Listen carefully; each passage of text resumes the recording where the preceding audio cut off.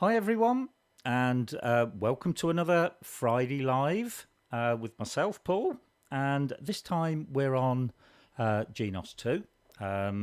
Hope you can hear me okay. I'm just going to put the messages up here so I can see what you all got to say for yourselves.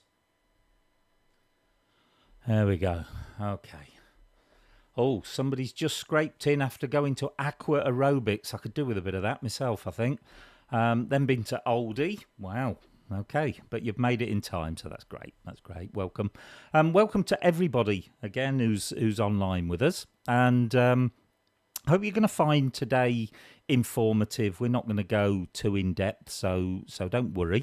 But what I'm going to show you today, I hope will stand you in good stead for particularly when you're putting your own registrations together. Just certain steps you need to look at, and in terms of effects, how to best use the popular effects, because all these instruments, be it Genos 2 or Korg, it's immense now what you can actually do, and I could probably spend 4 or 5 hours going through effects with you. I don't think I want to do that, and I'm sure you don't want to sit with me for the whole of the time that you do it. Hi Sue, welcome aboard, and so glad you got through your operation well. That was great news. Sorry, that's just a personal thing, but just a quick shout out to Sue there. I thought today we'd just start off a little bit different. While the intro music was on, I just decided, you know what, we'll just play a bit of music to start with, so it's not all chat. And I thought we'd do this old favourite. It's a lovely little song, and again, the sun's shining, so it seems quite appropriate. This one's called "The Girl from Ipanema."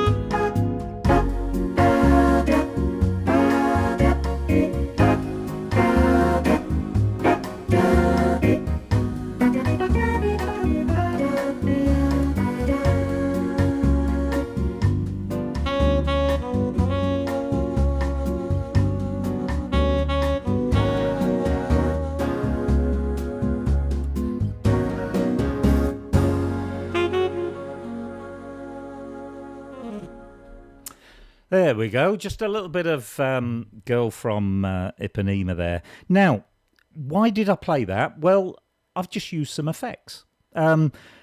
People think of effects as things like reverb, chorus, delay, but actually these articulation buttons, the pitch bend wheel, I put all of that under the compass of effects because it affects the sound. And using these articulation buttons, we used it there on the saxophone. Get that lovely little run up, that little gliss that takes you to the note. It takes a bit of practice, as with all things. Let's have a listen to Articulation 3. That just puts a nice little, just a little scoop on the note there, number 1. That's a bit like using the pitch bend, but I also used the pitch bend.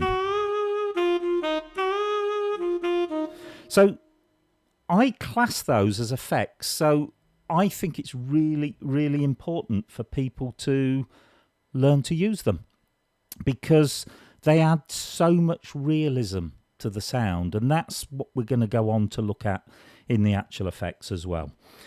So yeah, try those out. It's the timing of when you hit it.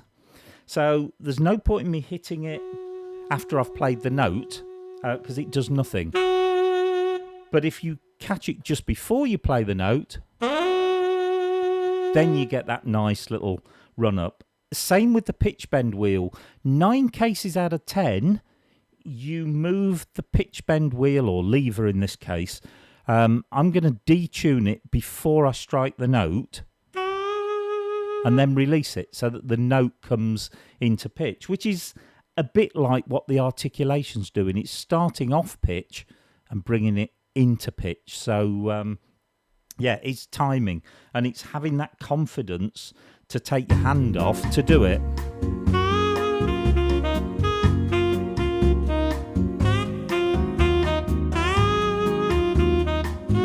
So you need it where there is a chord that's going to be held over the period that you're actually using the pitch bend wheel there. So that was just to ease us into it. But let's have a look at effects on Genos. Now, if you're watching and you own a Korg, actually almost everything I'm going to say applies on the Korg as well. Obviously, some of the terminology will be different. Some of the names of the reverbs will be different, but the concept of what I'm trying to show you remains the same. First of all, let's look at probably the most, well, no, it's not probably, it is the most used effect on any keyboard, and that's reverb. And first, let's just consider what reverb does. Reverb is simulating the environment of a certain room. So I will sort of point out, I shouldn't be laughing, but the number of times I've spoken to people and I said, you know, do you make use of the reverb? Oh, yeah. Now, my keyboard's in a small room, so I've set it to small room. Actually, that's the last thing you want to do. If you're in a small room, you want it to sound like you're in a much bigger room and make much more of the acoustics that you haven't naturally got in the room. So that is mistake number 1. So let's just go into the mixer and we'll have a look at the chorus and reverb tab. Let me put the other screen on so you can see where we're at. Not that one. It must be that. Must be, where have I put it? Just bear with me 1 second. Just got to find where it is. Copy of multi-screen. There it is. That's better. So we're going to just press the mixer button at the bottom of the main screen just so that you can see that again. So we press mixer, and the tab we're looking at is chorus reverb. Now these on Genos are your master effects. They're global. So if we set a reverb here, it will affect all of the right hand, left hand parts and all the individual style parts with that particular reverb that we've chosen. So let's go back to panel a second. If I press where the name of that reverb is, and I look at the type here, you can see that initially we've got 10 pages of reverbs.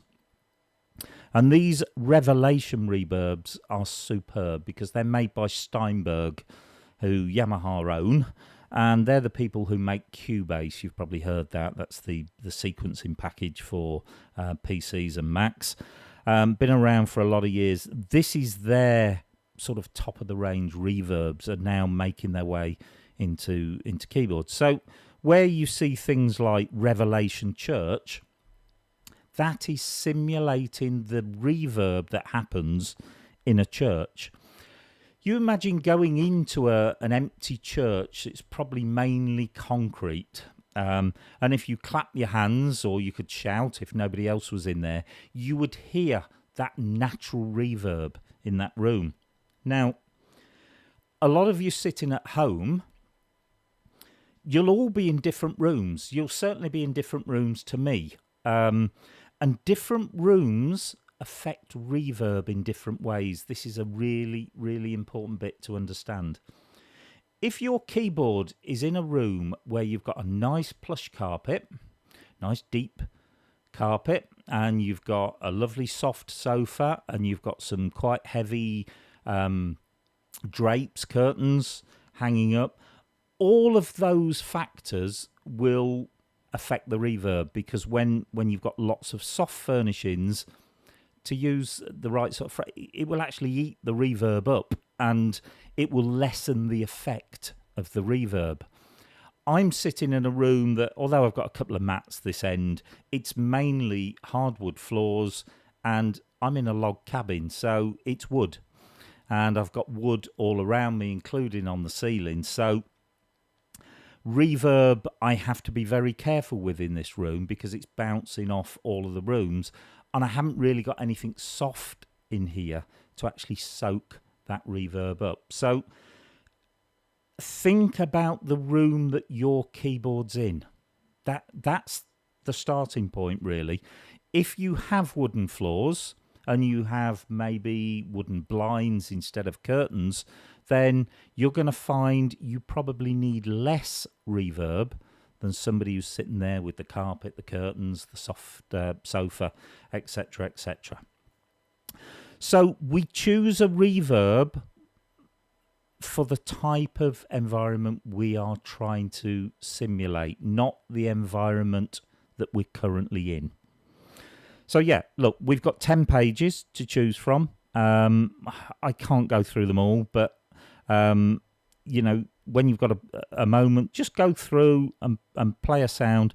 How do you hear reverb? The best way to do it, if you just take, say, a piano sound, is to just play some notes and let go. Once you've released those notes, that's when you can really hear the reverb. Cathedral. You can hear how much more reverb there is there, even compared to the church. And if we go to small hall, there's even less than there was in the church. So a lot of the time, the clue is in the name of the reverb.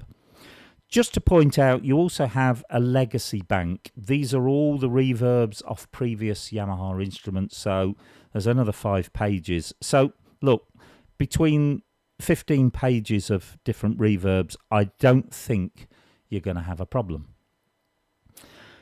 But we have to be really careful how we use reverb. So I'm going to set this. Let's go off of legacy. I'm going to go back into the new ones. I'm going to set it to concert hall for a second.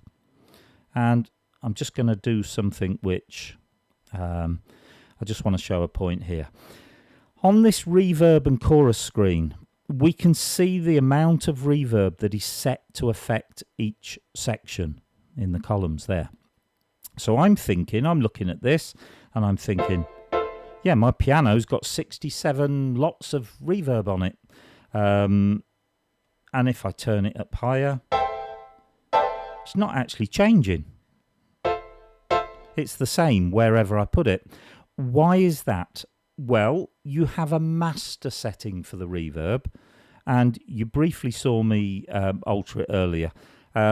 if I press where the name of the reverb is, this is where we set up the master setting for our reverb, and then that dial on the other screen enables us to say how much we're actually going to put on that sound. So if you look, the main reverb time was right down. So I'm going to put it up maybe to about 60% there. Yeah, now I can hear the effect of reverb. And now when I turn that dial, I can still have no reverb by just saying, well, yeah, I've got Revelation Concert Hall reverb set to 60%, but I'm not sending any of it to the piano. I've got a setting of 0. Let's move that up. Let's take it to 50. Now, why do you need to alter reverbs for different settings? Imagine we were going to use this piano and we were going to play a nice sort of slow ballad.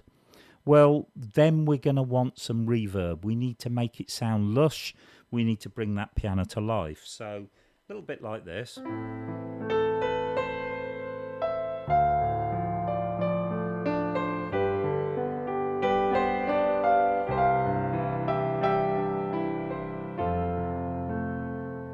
Now, if I did that with no reverb on at all,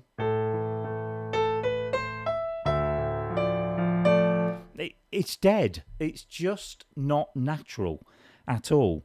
By the same token, if I overdo the reverb, I'm just swimming in a mass of reverberation, echo, whatever you want to call it, and you lose track of the melody. Look, let's take that round. The melody is swimming in so much reverb that it's got no definition to it.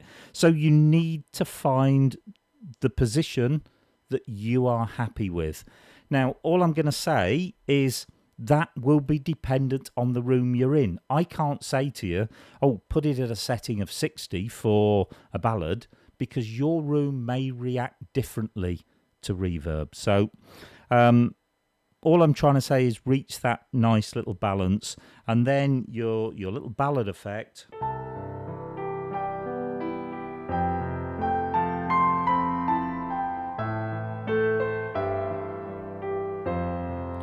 If we did overdo the reverb just a little bit, we could probably make a really nice sort of ethereal, sort of haunting piano sound.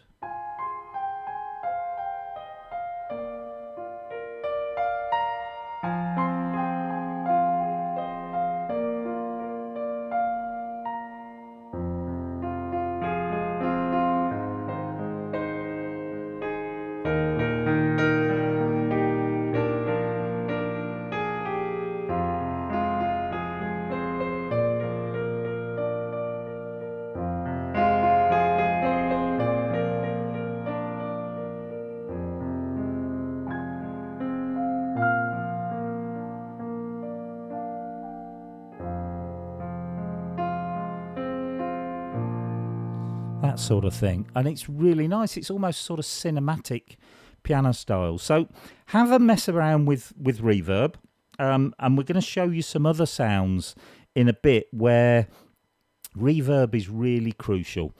I'm not going to bore you with this, but just think of the actual instrument. If you think of a piano, grand piano or an upright piano, it is the mechanism is encased in wood and metal. And that wooden metal box will create a natural reverb. So you would never hear a piano as dead as that. It will have to have a certain amount of reverb on it just to simulate what the cabinet is doing. Think of a steel string guitar, an acoustic guitar, or a Spanish guitar. You've got the sound hole. There is a hollow wooden box in there. And when you pluck a string, that sound reverberates in that box. So a lot of instruments have natural reverb to them. Now think of the opposite. Think of an electric guitar. That's just a solid plank of wood. And the sound of an electric guitar relies on going through an amp. And you then see guitarists use pedals. You see them pressing pedals. They will have reverb pedals. They will have reverb in the amp or the mixing desk that they're going into, because the instrument itself doesn't have natural reverb. Okay, so that's a little bit about reverb. We will come back to it. I said this is your master reverb, and it is. You also have a master chorus, but this is a little bit ambiguous, really. Reverb and chorus are probably the two most used effects, but the chorus one doesn't have to be chorus. I've got it set at chorus at the minute, but if I press where it says chorus there, and I go into the category, I can choose more reverb, so I can have reverb on top of reverb. Not really recommended. I could have delay, which we'll talk about in a minute. I can have modulation, which is things like chorus, flanges, etc. Then we've got the legacy ones again. So it doesn't have to be chorus. In fact, I'm going to show you a setting now where I'm not using it as chorus. So I'm just using a little nylon strung guitar, and you can see the reverb I've chosen, Revelation Large Hall. I'm actually going to take that right off for a minute. And if you'll excuse me 1 second, I'm just going to take this other effect off that we're going to use in a minute. So we've got our concert guitar, and it is totally dry and dead. It sounds horrible, actually. I mean, it is a lovely sound, but it's not realistic because, first of all, we haven't got any reverb on. So let's put some reverb on.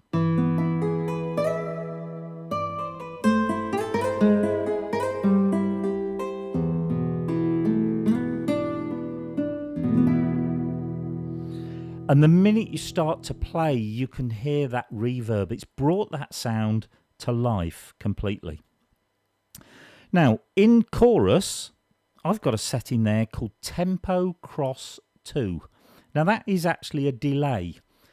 And delay is where a sound can sort of bounce off into the distance. So let's put a little bit of that on as well. Now, hopefully, a little while after I'd press that note, and it keeps shooting from left to right, hence the tempo cross. The tempo means it links with the tempo of a style if we were using it. The cross just means it's going to bounce from speaker to speaker. And it's lovely because you get the phrase that you play actually repeated and then bouncing off into the distance. But for a minute, let's just imagine we've used that as chorus. Now, chorus is, it actually sort of warms the sound. It's sort of like, it's getting towards being a vibrato or a tremolo, but it isn't. It's nowhere near as heavy as that.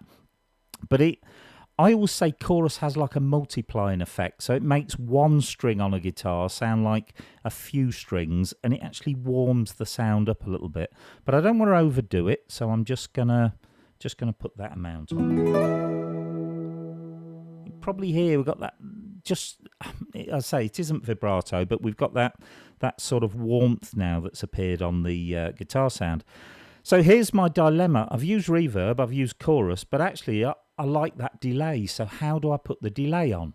Well, what we actually do is we go to the effect here, and I can now put what they call an insert effect, which is an additional effect on top of the two mastered effects that we've used.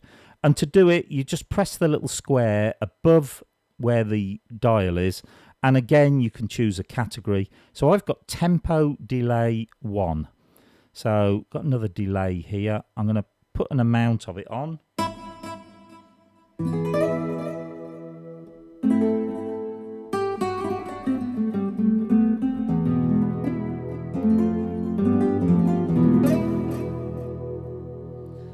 Now, just hear how different that is from that really dry, raw sound that we started with. Now, what I'm going to do, I'm going to use that just to show you how it sounds in a little tune. I'm not actually going to use a style. All I'm going to do is start a multi-pad playing. So we'll...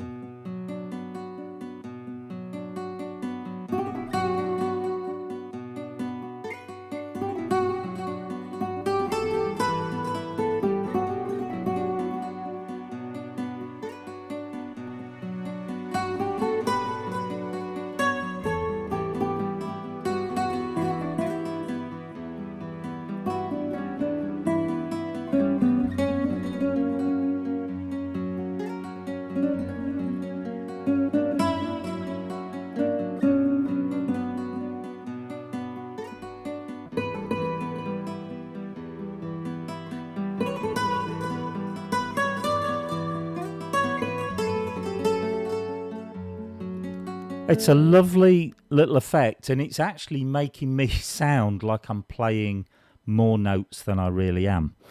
If you go into that delay, again, you've got master controls for the actual delay there. So if I was to alter, say, the feedback level, let's just put it back there. There we go. So look, when it's right at the top, it's fading away much quicker. If I just bring it, say, to plus 15, it bounces off for a little bit longer.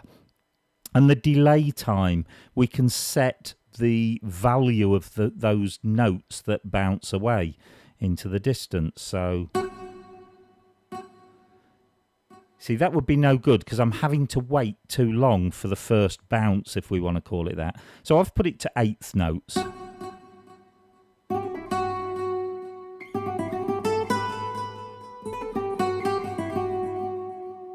And we get that nice little effect there. So we've got, let's just recap. We've got two master effects. One is reverb, and always will be reverb. But then we've got chorus, which could be chorus, but it could be a different type of effect as well. And what I will show you later is how you can put more than one insert effect on. I hope you're following. I know this is a little bit heavy going, but there's no easy way to go through this. You just have to understand the different parameters and how they actually work together. I'm going to show you this little sound here that I've made up. So I've got concert grand piano and I've got a DX electric piano, and if we listen to them separately, what I've got on the concert grand, I've used that delay again. So we've got that delayed sound.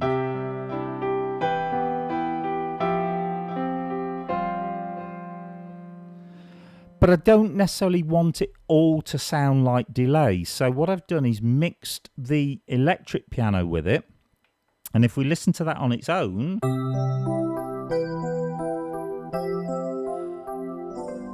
that's just got reverb, and actually it's got a little bit of chorus on it. When you put the two together, yes, you still get the effect of the delay, but because the DX ballad is not delaying, then it makes the melody a lot more defined again.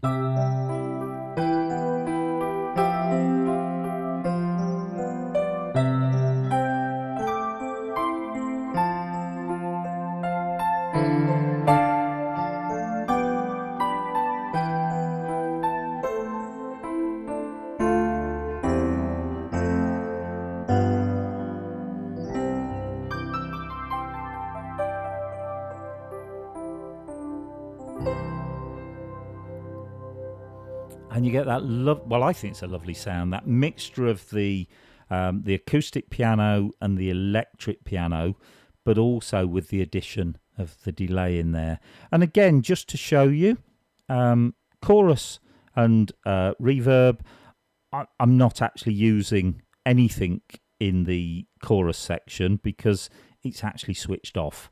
We've got 0, 0 on those, but in the we're using Revelation Large Hall. I've got 36 on the piano, a little bit more on the electric piano, But then when we go into the insert effect, you'll see the delay is on right 1 and the chorus is on right 2. So that insert effect is really important because that allows you to put more than the 2 effects on. So let's go to another one here that is a really popular sound, and it relies heavily on using effects, and that's the sound of the panpipes. So now again, we've got that delay because just think about all these, I'm going to show my age now, these panpipe CDs. I don't think we have CDs anymore, do we? But these used to go to the garden centre and you'd be able to buy these, you know, greatest hits of the Rolling Stones done on panpipes for some reason. But there was panpipe version of everything. And when you listen to it, I wouldn't say it's swamped in reverb, but there's a lot of reverb on there. And there's also that sort of delay to simulate them playing it in the mountains where you get the sort of echo and things like that. Let me just put the comments back on because I've lost sight of the comments for a minute. There we go. Okay, so let's go back into Mixer. I just want you to see where we are now. So we're Revelation Large Hall and it's set to 43. I'm going to turn it right off. Now, you can hear the delay, so I'm going to take the delay off as well, just for a second.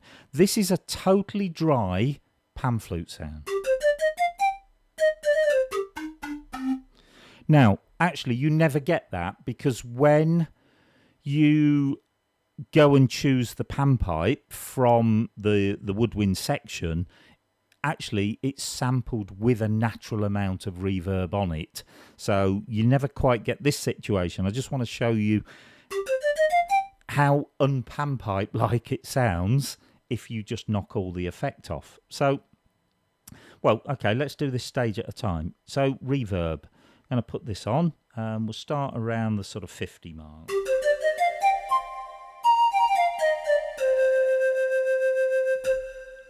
That's nice. You want a fairly lengthy reverb, and often with panpipes, a lot of it is slow music, although you get things like. But the panpipe, we can still hear that melody. We haven't got that much reverb that we've lost the melody. I then go to my effect, and I've chosen delay, and I think I had that on about a setting of about 39 there. And again, it gives that lovely effect, and you're hearing more notes than I'm actually playing, which for me is wonderful. It's a great way of doing it. Now, I'm also going to use a style, and I just prepared this a bit earlier, and it just started me thinking that, yeah, doing this bit is, or getting that right-hand sound, that's very important, but actually what we do with our style is important as well.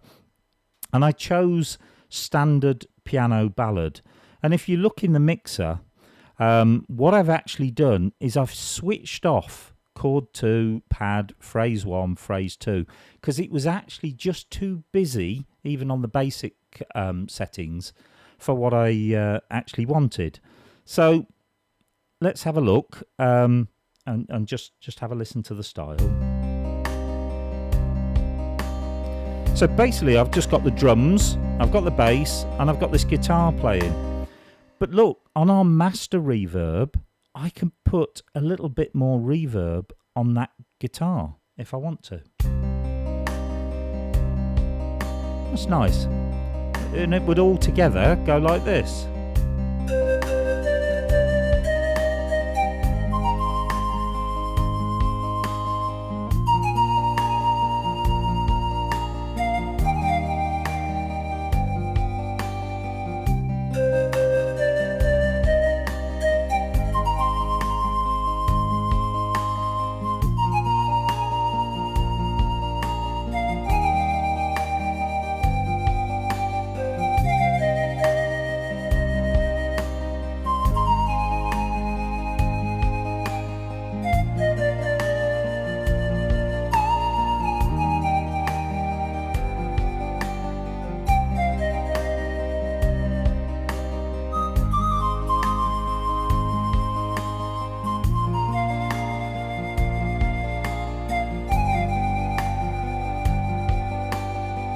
Now, just want to stop there for a second. What I did second time through, I just brought the pad in on the style, which just put a nice little string chord in the background.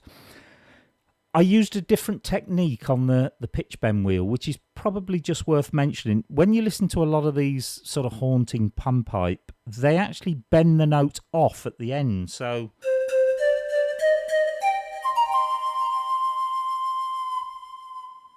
just that little, just as the note is tailing off, they just put it out of tune just a little bit. Obviously, you've got to get it back in tune for the next note, but it's a lovely effect. I won't do the whole thing again, but just pay attention to how I'm using the pitch bend wheel.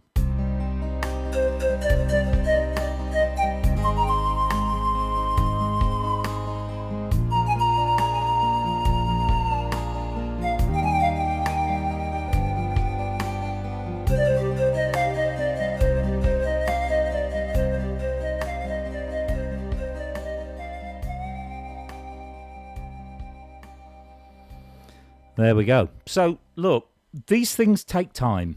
Putting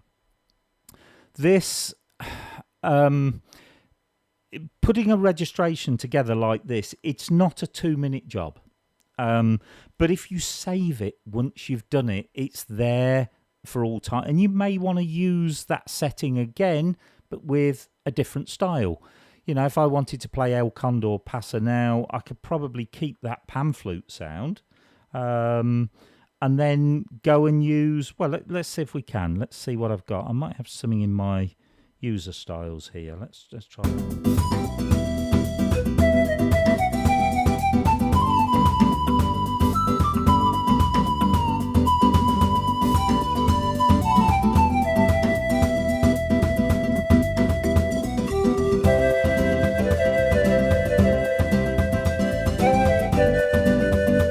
Yeah, so we could take a totally different rhythm. That actually is a Korg style, by the way, which I've converted to work on Genos. Just doing a whole set of them at the moment. But the thing that was wrong in that is that I haven't finished that style, and that style hadn't got the same reverb that the right hand had got. So I don't know whether any of you picked up on that, but the style was too dry in its sound compared to the right hand there. Now, while we're talking about styles, let's just go back to our preset style here, this standard piano ballad. Reverb in styles is really, really important because the golden rule is you never, I can't think of an example where you would want to, but you never use reverb on bass. So don't be tempted to go through and think, oh, I'll put a bit more reverb on all the style parts. The bass needs to remain pure and clean, and the minute you put reverb on, you're losing the actual pattern of the bass. So be very, very careful with that when you use it. Drums also, you know, don't overdo reverb on drums unless you're doing one of these sort of, let's say Phil Collins 80s ballad, you know, where he puts loads of reverb. But even that was different because he only put the reverb on the snare drum. It wasn't affecting the whole kit. The problem here is we're going to affect the whole kit if we just sort of crank the reverb up there. Okay, I want to show you something else that's really important, and that's in this mixer section. Obviously, you've seen we can affect reverbs and other effects on the panel voices. We can do exactly the same for the style voices. In fact, look, we can put insert effects on the styles as well. So you're not just limited to putting insert effects on right hand voices or left hand voices. You can actually do it in the style parts as well. And that is important when we look at things like guitar sounds. Now, guitars, particularly electric guitars, go through amplifiers and they go through effects pedals, and this is what I use the insert effect for. So I've got a sound here called Warm Blues.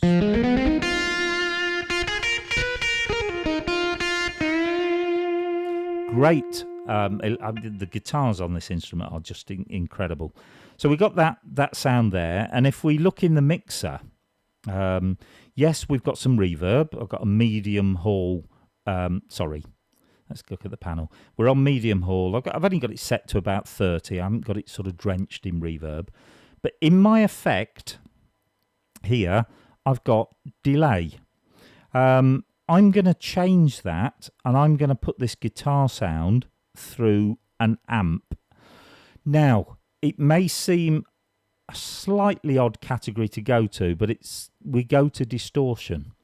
And then you can see lots of amplifiers here. So where you see tweed, that was lots of the old-fashioned amps had sort of tweed on the front to cover the speaker grills up, and they became known as sort of tweed amps. You've got boutique amps, we've got distortions, we've got US combos, we've got jazz combos. Now these are all like amplifiers. So at the minute that sound has got some distortion on it, but if I put it through a jazz combo amp,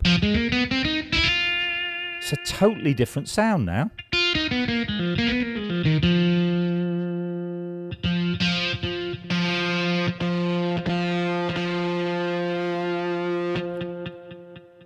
There's the delay again. So we can go through whatever amp we want. And more to the point, we can then see all the controls on that amp. So if it's too bright, you can turn the treble down.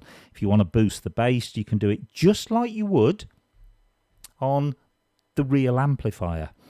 The only one that's a bit confusing to people is where it says SP type. It stands for speaker type. So we can have, for example, if you just watch the box at the bottom of the screen, AC 1x12. Okay, AC was a famous amp. It's going through one 12-inch speaker. That would be the sound. Or I can put it through four 10-inch speakers. Or I can do two 12-inch speakers. And it will have an effect on the sound. So putting guitars through amplifiers is really, really important. If we take that sort of famous Fender Strat sound. Look, I've put it through a British combo classic.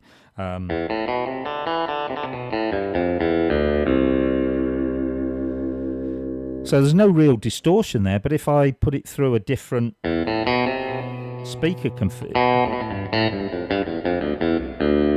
it's probably difficult to hear it over the speakers that you're listening to it. But the bigger the speaker, the more sort of bass content we get, and obviously the more speakers, you get the bigger spread of sound. But again, you can alter all the details there. So, like I said right at the beginning, this could really get involved. I don't want it to. I just want you to understand that the facilities are there. Exactly the same if you own a Korg. You have amp simulation now, particularly on PA5X. And we can do all that. So what else have we got here? I've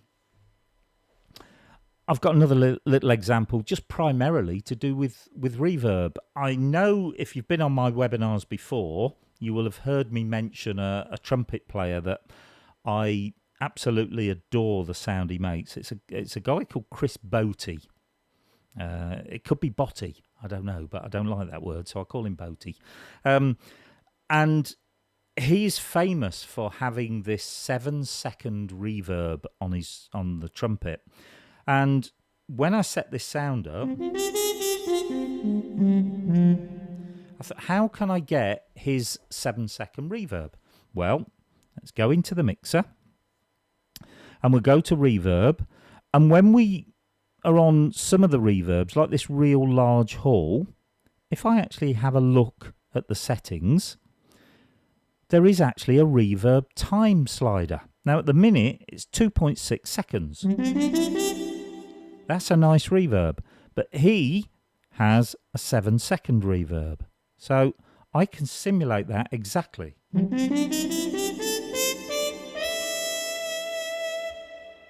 Got that beautiful reverb that goes on. So we've actually created our Chris Botti trumpet almost to perfection because he uses that mute quite a lot. We'll just play a little bit of something, not all the way through maybe, but just to give you an idea of how it sounds. Now, because this is a master reverb, be careful how much is on the other sections, because don't forget every section now is being affected by a 7-second reverb, so you may need to ease back on some of the other reverbs.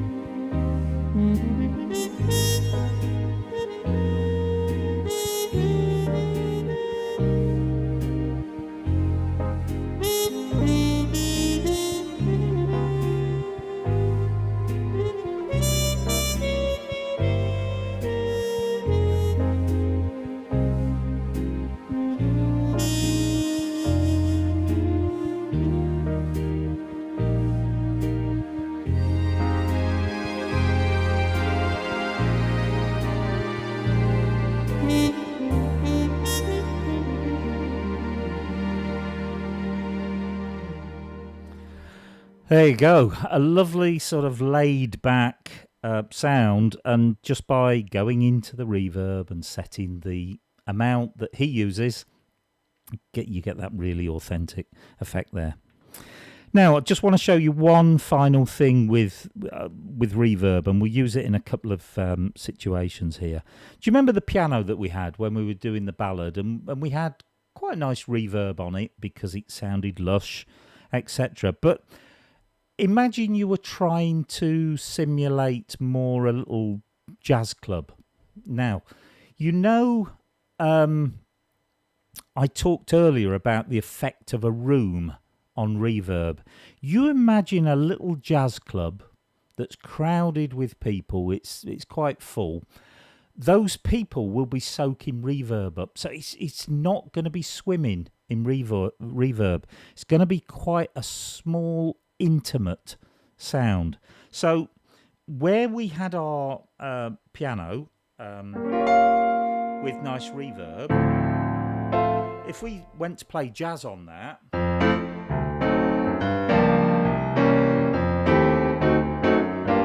it's all ringing on too much. What we actually want is this.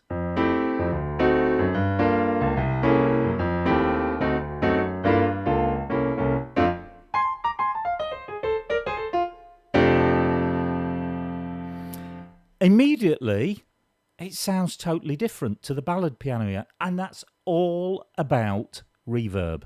Now, the beauty is when you go into your style section, actually, the clever guys at Yamaha have actually set these up properly.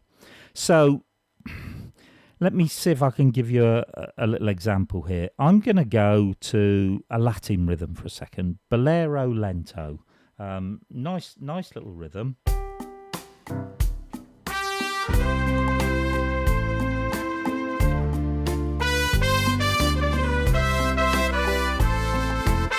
Look, there's reverb there because you're playing a slow, sort of romantic, lush piece.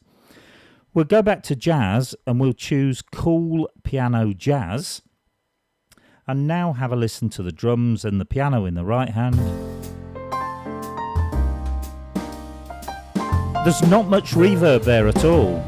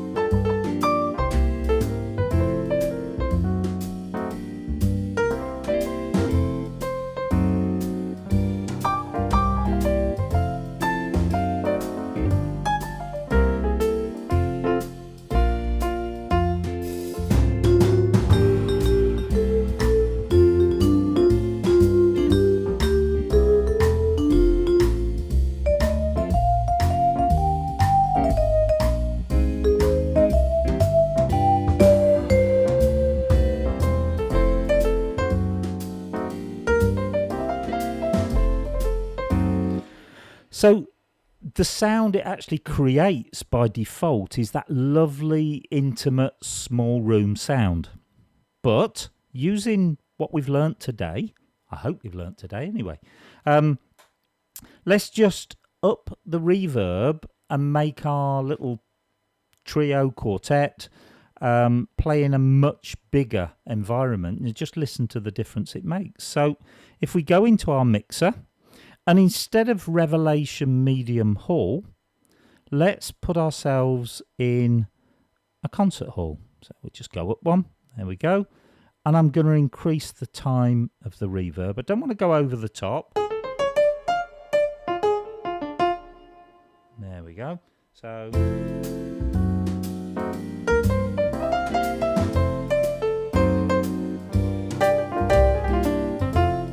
now we could put a little bit more on by just closing that down, and let's just put, I don't want 127, but let's put a little bit more on the piano, not too much. And let's go into the style section and we'll put just a little bit more on the drums this time, just to give it that effect that we are sort of playing in that bigger concert hall.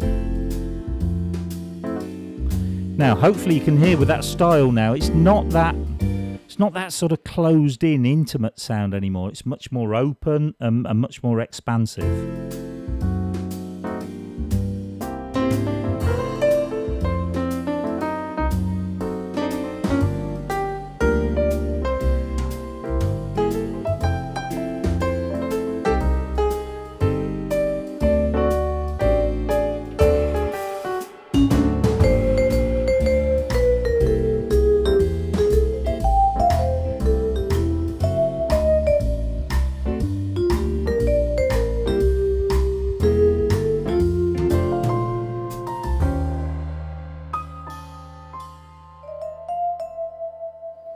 There we go. So you can change it from being in a little jazz club to a concert hall just by clever use of reverbs. And final example of that, where did I put it earlier? I think it was in my user bank. So we'll go to a drawbar setting here. Again, quite a dry sound because this is, again, simulating that little, really intimate little sort of Hammond organ group with a little bit of brass as well. So if we listen to the brass, great sound, not a lot of reverb on it. So again, just a quick sample. We'll just play the first little bit. Let's use an intro.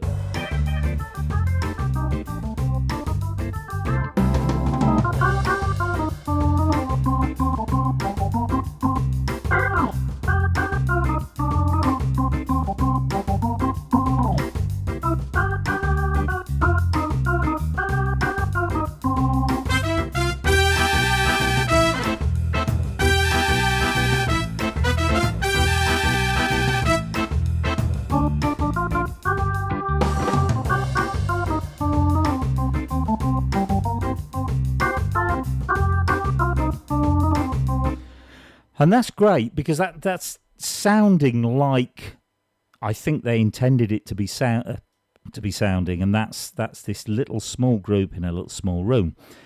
But if I again just do the same rule, let's go and pick a much bigger reverb here.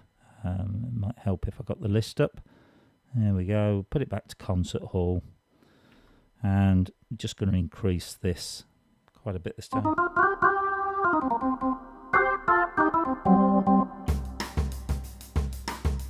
Okay, and we'll check the amount of reverb that we've got on each section. I'm going to put a bit more back on the drums again.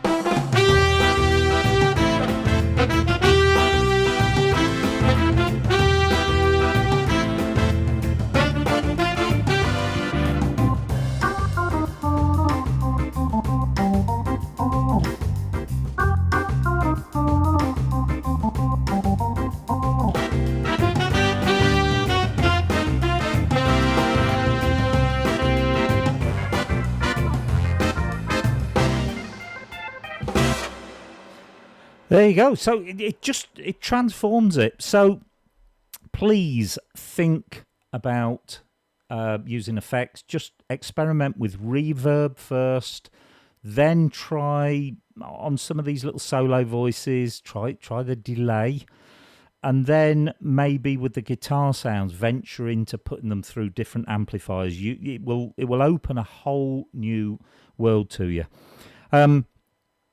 Just before we finish, we're getting towards the end now, but just before we finish, I just want to show you a really important tab on the mixer, and that's the master that's here. Many people don't actually realise that you can alter the overall setting of your keyboard. And again, I'll stress again, this will be different depending on the room that you put it in. You have two tabs on the left-hand side here. Compressor, which we mentioned briefly earlier, and I'm going to actually show you how it works, and EQ.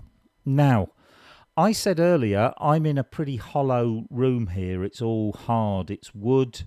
It's wooden floors. There is nothing to soak up the sound. So I have the EQ setting on mellow. Hopefully you can see it on the bigger version of the screen there. If I press there, I can have a flat EQ, which means nothing's been altered. It's just straightforward. I could have bright. So I could have loudness. I could have powerful. And you've got some EQ settings specifically here for Yamaha speakers, like the HS7 and HS8, which are their studio monitors, fantastic studio monitors. In fact, there are some behind me somewhere. There we go. The little black boxes with the white things in, Yamaha studio monitors, they are the best. And then you've got the stage pass, which is the amplification system, which I know one or two of you use at home as well. Now look, you can go in and you can set up the EQ to suit your room at all. Totally, sorry. That is a little bit more involved, and you really need to know what you're doing before you delve into that. But just use the presets. Just find the one that suits your room in there. And finally today, compressor. Now, compressor also, you have a master setting, and that has some presets: natural, rich, punchy, electronic. Let me just put a guitar sound back on. Let's just find... Yeah, let's use that guitar sound. So we go back into our mixer. Now, what I need you to look at is the little bit in the screen where it says GR output. Now, I spoke to somebody the other day, and the reason I'm mentioning this is they said, what is a GR output? Well, they're actually two different columns. GR is gain reduction, and output is obviously the output that you're giving it. When I hit a note, you can see the level of the output, but you can also see the compressor kicking in. And what that's doing, it's reducing the gain, and I suppose in a nutshell, it's stopping the sound from overloading or distorting. So the compressor actually kicks in. So if I take the compressor off, there's no second column on the left. As soon as we put the compressor on, now people think the sound's gone louder, and yes, it has. But the compressor is working to compress those frequencies to stop it doing that there. Yeah, Sue's just asked a question. What does SW mean on the voice names? I thought it was something to do with the switches. You've actually caught me out there, Sue, because I really don't know, but I will find out for you. I just thought it was to do with the assignable switches over there, but I may be wrong because some of the others use the assignable switches. But yeah, I'll have a look at that for you, Sue. Good question. There's always one, isn't there?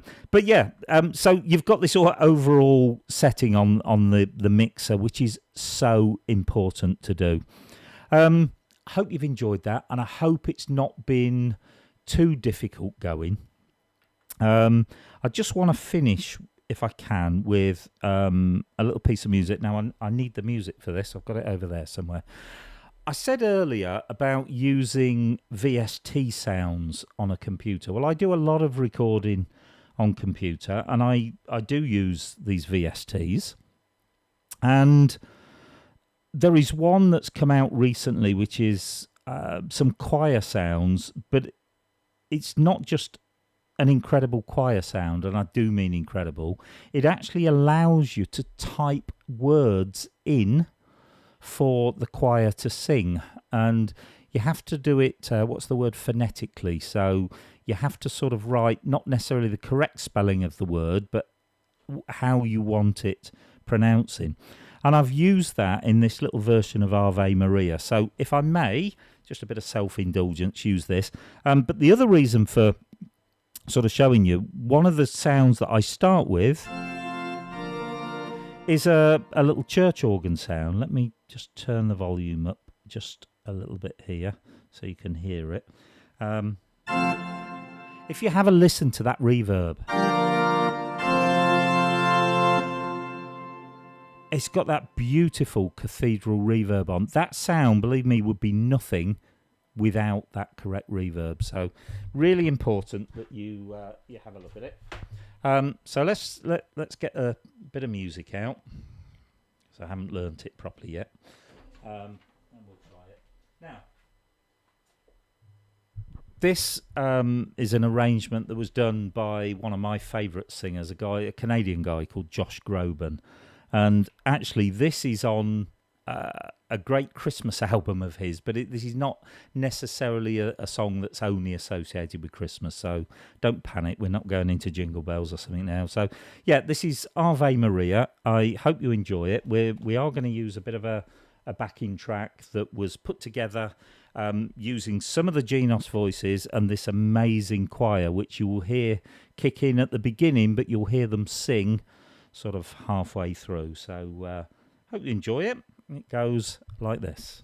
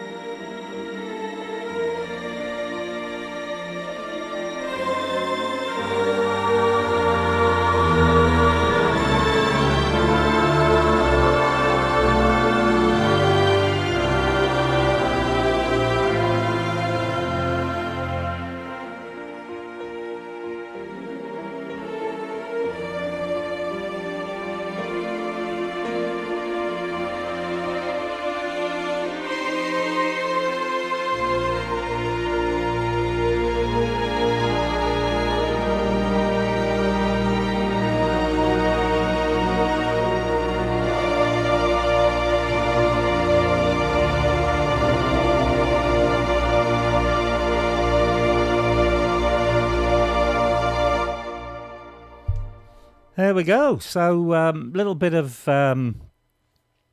Ave Maria there with the Genos voices, along with the choir taken from Cubase over there, and a VST.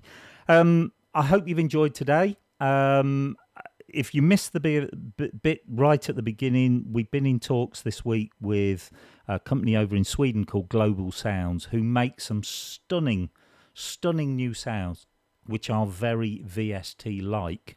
For Korg, for Genos.